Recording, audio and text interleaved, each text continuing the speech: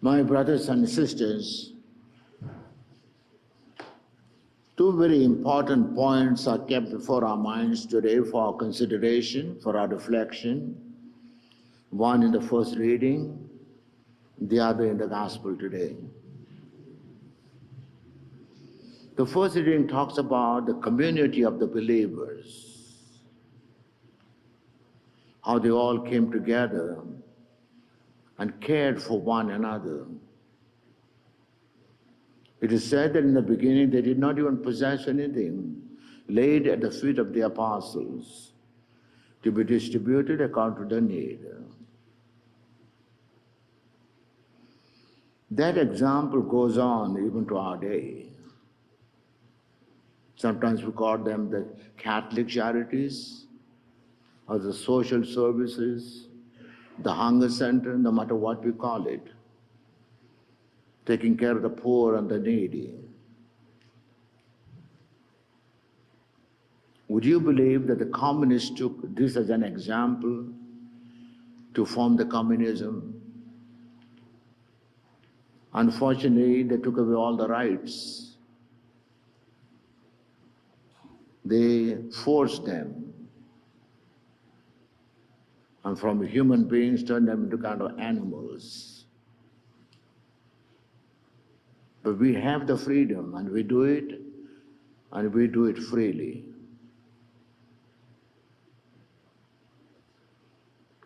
The second reading point that I want to make today is also very important, especially when we are told, you see, in the church, all across the church, Catholics, non-Catholics, just 2 out of 5 practice the faith. So vast majority don't. Now what happened here when Jesus showed up? One of them is missing, Thomas. We do not know exactly what he was about, and we are not told in the Gospels or anywhere else. Maybe he had gone to buy food that was needed for them because he was in charge of that. He was in charge of the purse. Maybe he was so distraught that he just wanted to walk away, be by himself. Whatever might be the reason, but he wasn't there. And because he wasn't there, he missed seeing Jesus.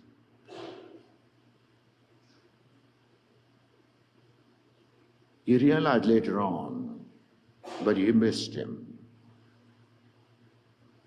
And that's what happens. We are obligated to go to church once a week.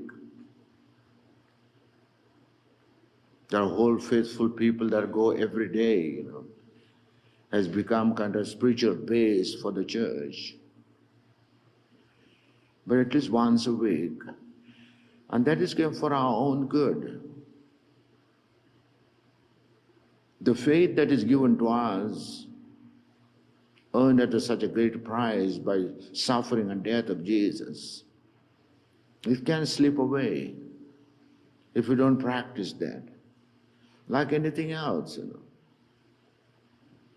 If we do not keep up with the health, for an example, slowly we weaken ourselves. And then we get sick and we even die. So also spiritually.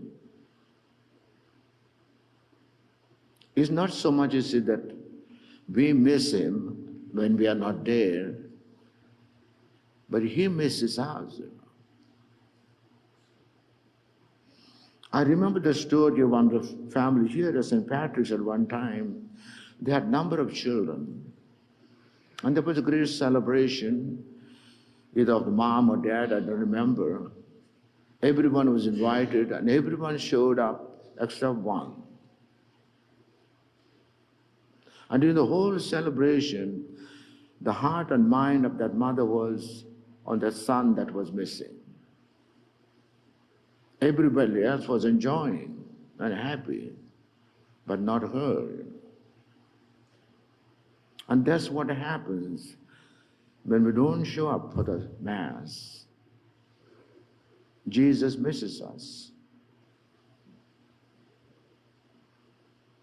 Beautiful example that was given to us.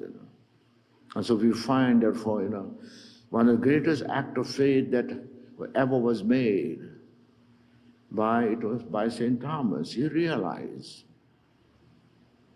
what he had missed, and what he had missed for good hadn't Jesus appeared again. And the great cry that he gave, my Lord and my God, that is being repeated all over throughout the church now. All the missionary churches, for an example, when the priest holds the host up, they all say that, my Lord and my God. We don't do that here. But we do that mentally. We know that He's Jesus. So let's keep that in mind, because these readings during this Easter octave are very, very important. They kind of confirm the faith that is given to us. That is so very important, Let's not take that for granted. The Lord has paid a great price for that. And why did He do that? Because of His mercy. And that is why this Sunday is called the Mercy Sunday, That is part of all that we have done, and still do. The Lord is always merciful to us. And no matter what happens, we may walk away from Him, but He will never.